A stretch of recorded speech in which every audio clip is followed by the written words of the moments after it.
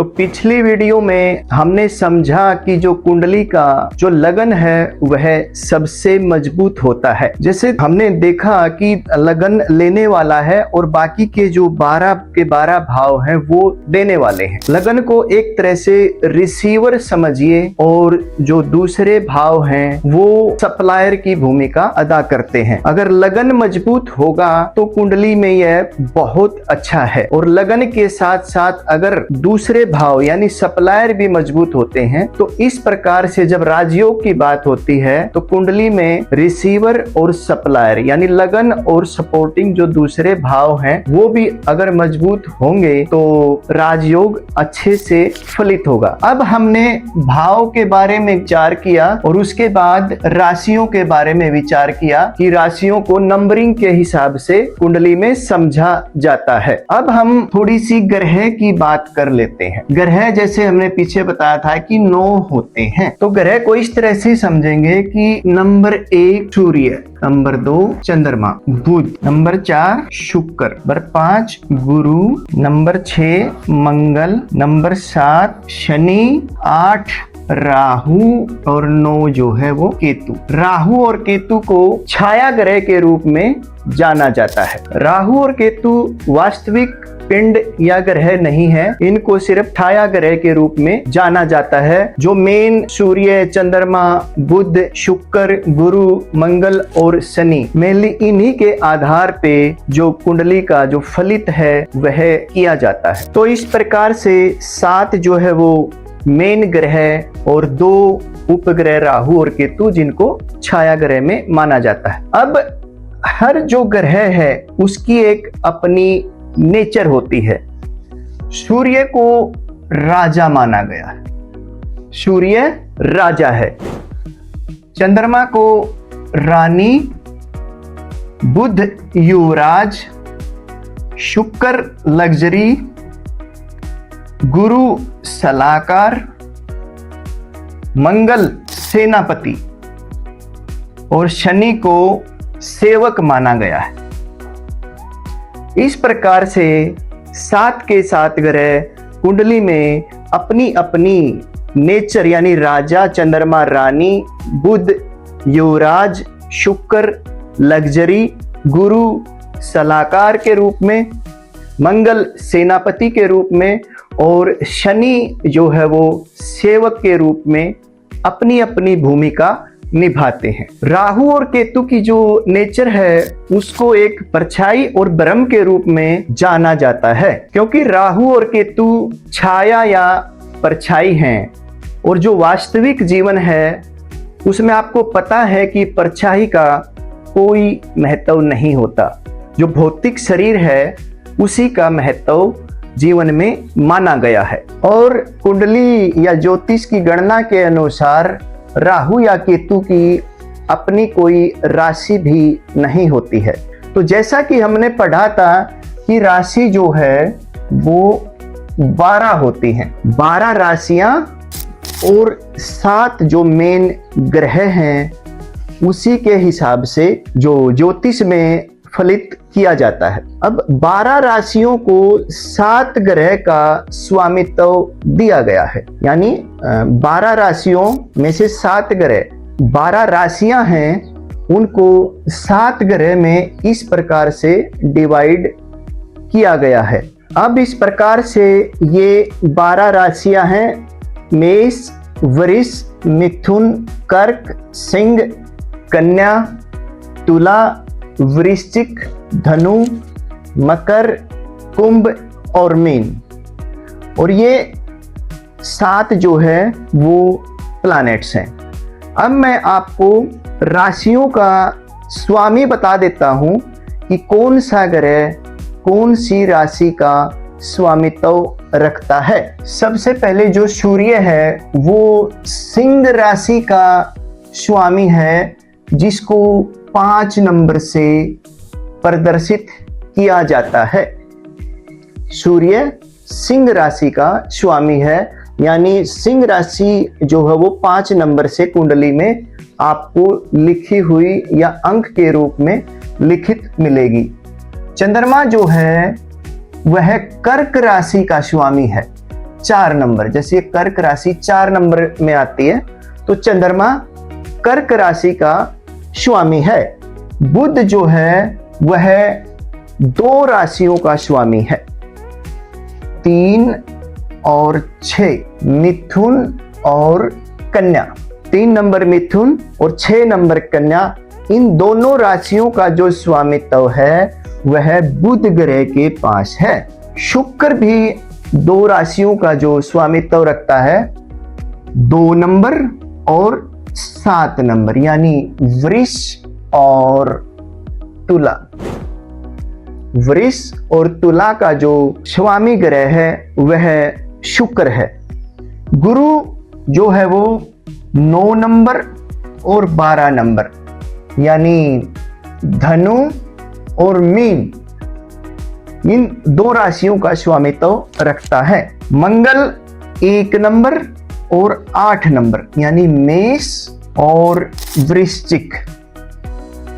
मेष और वृश्चिक, इन 2 राशियों का जो स्वामी है वह मंगल है, और शनि जो है वो 10 और 11, मकर और कुंभ, इन 2 राशियों का जो स्वामित्व है वह शनि के पास है। इस प्रकार से जो आप देखेंगे कि सूर्य और चंद्रमा जो है वो एक एक राशि के स्वामित्व रखते हैं। बाकी के जो शब्द सारे के सारे ग्रह हैं, यानी 5 जो बाकी के ग्रह हैं, वह 2-2 राशियों का स्वामित्व रखते हैं। बुध कन्या और मिथुन का, शुक्र वृष और तुला का, गुरु धनु और मीन का, मंगल मेष और वृश्चिक का, और शनि जो है वो मकर और कुंभ राशि का स्वामित्व रखता है। तो कुंडली में जब जब नंबरिंग के हिसाब से, जैसे 5 नंबर का अगर कहीं भी जिक्र होगा तो उसके स्वामी ग्रह को सूर्य के रूप में देखा जाएगा। चंद्रमा 4 नंबर राशि का कहीं भी जिक्र होगा तो उसका जो स्वामी ग्रह जो है वह चंद्रमा के हिसाब से फलित किया जाएगा। इसी प्रकार राशि और उसके स्वामित्व को एक दूसरे रूप में हम एक प्रैक्टिस कर लेते हैं कि इससे आपको थोड़ा सा और क्लियर हो जाएगा कि जो राशियों का जो स्वामी ग्रह है वो कौन सा है, और 2 राशियों का स्वामी कौन सा है और 1 राशि का स्वामी कौन सा है। तो इस प्रकार से 1 और 8 नंबर, इन राशियों का स्वामी जो है वो मंगल होगा, यानी मेष और वृश्चिक का जो स्वामी है वह मंगल होगा। 2 और 7, यानी वृष और तुला, इनका स्वामी जो है वो शुक्र होगा। 3 और 6, यानी मिथुन और कन्या, इनका जो स्वामी है वो बुध ग्रह होगा। 9 और 12, इनका जो स्वामी है वो गुरु होगा, और 10 और 11, इनका जो स्वामी है वह शनि होगा। 5 नंबर का स्वामी सूर्य होगा, और 4 नंबर का स्वामी जो है वो चंद्रमा होगा। तो इस प्रकार से हमने देखा कि जो 5 जो ग्रह हैं वह 2-2 राशियों के स्वामी हैं, और सूर्य और चंद्रमा जो है वो 1-1 राशियों के स्वामी है। तो इस प्रकार से जैसे नंबरिंग 1 और 8 का मंगल, 2 और 7 नंबर राशि का शुक्र, 3 और 6 नंबर राशि का बुध, 9 और 12 नंबर राशि का गुरु, 10 और 11 नंबर राशि का शनि, और 5 नंबर राशि का सूर्य, 4 नंबर राशि का चंद्रमा, इन राशियों का स्वामित्व रखते हैं। और यह भी क्लियर हो रहा है कि कौन सी गिनती के आधार पे जो राशि है उसके स्वामी ग्रह को हमने कुंडली में देखना है। अब राशि की काउंटिंग के हिसाब से जो राशि का जो स्वामी ग्रह है उसको कुंडली के आधार पे एक छोटी सी प्रैक्टिस कर लेते हैं।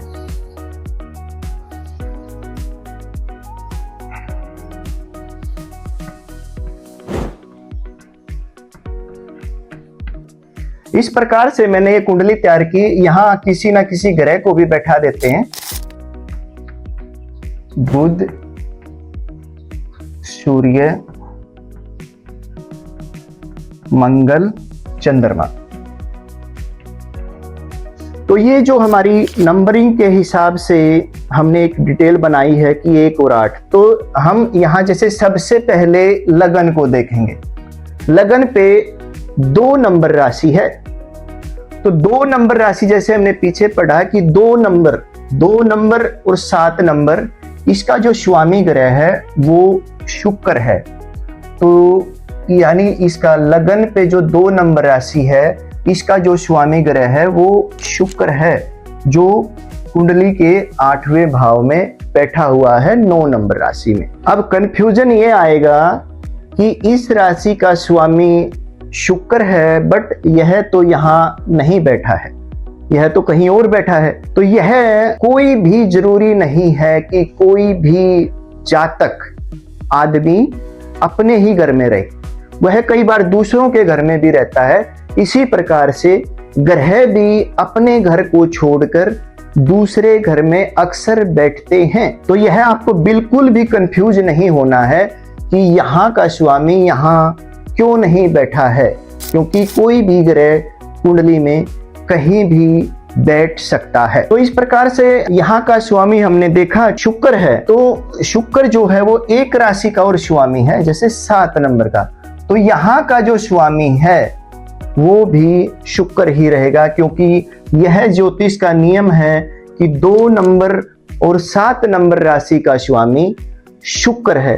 तो ये 7 नंबर और 2 नंबर ये हमारी क्लियर हुई, यहाँ का स्वामी शुक्र है। अब दूसरे नंबर पे आता है दूसरा भाव, जैसा हमने पीछे पढ़ा था कि यह पहला लगन, पहला भाव, दूसरा भाव। तो यहाँ पे जो है वो 3 नंबर राशि है। तो हमें टेबल तैयार कर रखी है, जो 3 नंबर राशि का स्वामी जो है वो बुध है। तो दूसरे भाव का स्वामी हुआ बुध। मैं यहाँ लिखूंगा नहीं, बट समझाने के लिए 3 नंबर और दूसरी जो राशि है वो 6 नंबर, ये 6 नंबर। तो इन दोनों का स्वामी जो है वह बुध ग्रह हुआ। अगला भाव जो है वो तीसरा है, जहां पे 4 नंबर राशि फॉल कर रही है। तो 4 नंबर राशि का स्वामी जो हम टेबल में देखेंगे तो वो है चंद्रमा। तो इस राशि का स्वामी जो है वो चंद्रमा हुआ। अब ये जो है यहाँ पे चौथे भाव में ये 5 नंबर राशि है। तो 5 नंबर राशि का स्वामी हम टेबल के हिसाब से देखेंगे, ये सूर्य। 6 नंबर का क्लियर हो गया, 3 और 6, 7 का क्लियर हो गया। 8 नंबर राशि का स्वामी हमें देखा मंगल, और दूसरी जो मंगल की राशि है वो है 1 नंबर।